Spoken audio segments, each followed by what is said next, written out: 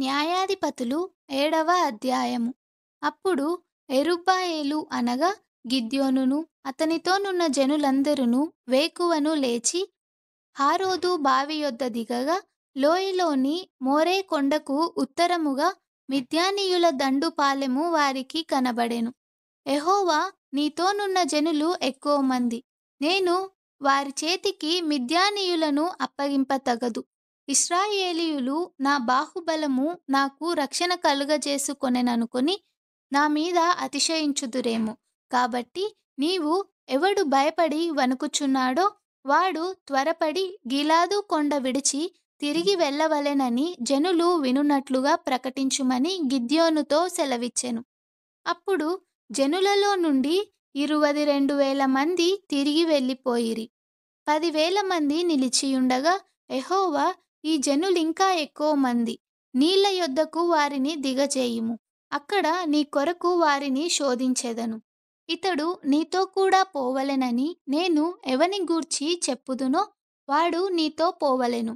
ఇతడు నీతో పోకూడదని ఎవని గూర్చి నీతో చెప్పుదునో వాడు పోకూడదని గిద్యోనుతో సెలవిచ్చెను. అతడు నీళ్ల యొద్దకు ఆ జనమును దిగజేసినప్పుడు, యెహోవా కుక్కగతుకున్నట్లు తన నాలుకతో నీళ్లను గతికిన ప్రతి వానిని, త్రాగుటకు మోకాళ్ళుని కృంగిన ప్రతి వానిని వేరువేరుగా ఉంచుమని గిద్యోనుతో సెలవిచ్చెను. చేతితో నోటికందించుకొని గతికిన వారి లెక్క 300 మంది. మిగిలిన జనులందరూ నీళ్లు త్రాగుటకు మోకాళ్ళుని కృంగిరి. అప్పుడు యెహోవా, గతికిన 300 మనుష్యుల ద్వారా మిమ్మును రక్షించెదను, మిద్యానీయులను నీ చేతికప్పగించెదను. జనులందరూ తమ తమ చోట్లకు వెళ్ళవచ్చునని గిద్యోనుతో సెలవిచ్చెను. ప్రజలు ఆహారమును బూరలను పట్టుకొనగా అతడు ప్రజలందరినీ తమ గుడారములకు వెళ్ళనంపెను గాని ఆ 300 మందిని నిలుపుకొనెను. మిద్యానీయుల దండు లోయలో అతనికి దిగువగా నుండెను. ఆ రాత్రి యెహోవా అతనితో ఇట్లనెను, నీవు లేచి దండు మీదికి పొమ్ము, నీ చేతికి దాని నప్పగించెదను. పోవుటకు నీకు భయమైన ఎడల నీ పనివాడైన పూరాతో కూడా దండుకు దిగిపొమ్ము. వారు చెప్పుకొనుచున్న దానిని వినిన తరువాత నీవు ఆ దండులోనికి దిగిపోవుటకు నీ చేతులు బలపరచబడునని చెప్పగా, అతడును అతని పనివాడైన పూరాయును ఆ దండులోనున్న సన్నద్ధుల యొద్దకు పోయిరి. మిద్యానీయులును అమాలేకీయులును తూర్పువారును లెక్కకు మిడతల వలె ఆ మైదానములో పరుండియుండిరి. వారి ఒంటెలు సముద్ర తీరమందున్న ఇసుక రేణువుల వలె లెక్కలేనివై ఉండెను. గిద్యోను వచ్చినప్పుడు ఒకడు తాను కనిన కలను తన చెలికానికి వివరించుచుండెను. ఎట్లనగా, నేనొక కలగంటిని. అదేమనగా, యవల రొట్టె ఒకటి మిద్యానీయుల దండులోనికి దొర్లి ఒక గుడారమునకు వచ్చి దాన్ని పడగొట్టి తలక్రిందు చేసినప్పుడు ఆ గుడారము పడిపోయెనని చెప్పెను.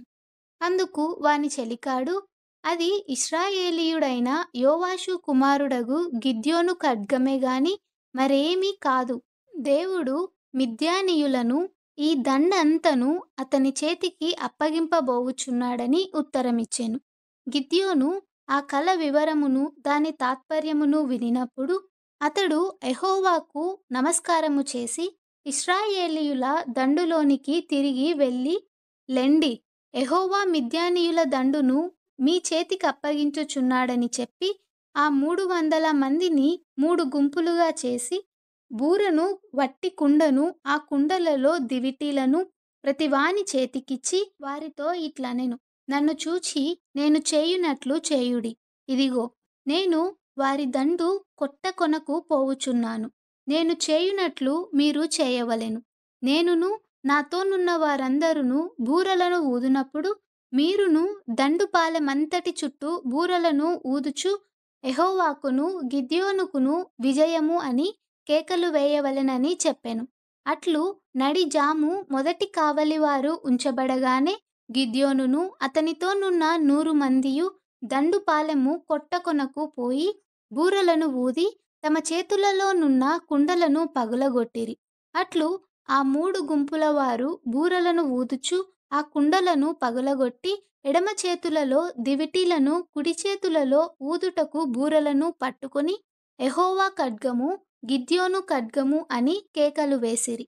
వారిలో ప్రతివాడును తన చోటున దండు చుట్టూ నిలిచియుండగా ఆ దండు వారందరును పరిగెత్తుచు కేకలు వేయుచు పారిపోయిరి.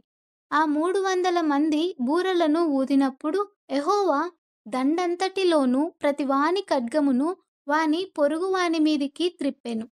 దండు సెరేరాతు వైపున నున్న బెత్షిత్తా వరకు, తబ్బాతు నొద్దనున్న అబెల్మెహోలా తీరము వరకు పారిపోగా, నఫ్తాలి గోత్రములో నుండియు, అషేరు గోత్రములో నుండియు, మనష్షే గోత్రమంతటిలో నుండియు పిలిపింపబడిన ఇశ్రాయేలీయులు కూడుకొని మిద్యానీయులను తరిమిరి.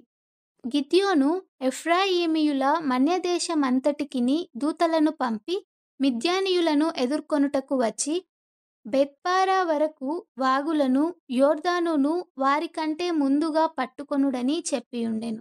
గనుక ఎఫ్రాయిమీయులందరును కూడుకొని బెత్బారా వరకు వాగులను యొర్దానును పట్టుకొనిరి. మరియు వారు మిద్యాను అధిపతులైన ఓరేబు, జేయేబు అను ఇద్దరిని పట్టుకొని ఓరేబు బండమీద ఓరేబును చంపిరి. జేయేబు ద్రాక్షల తొట్టి యొద్ద జేయేబును చంపి మిద్యానీయులను తరుముకొని పోయిరి.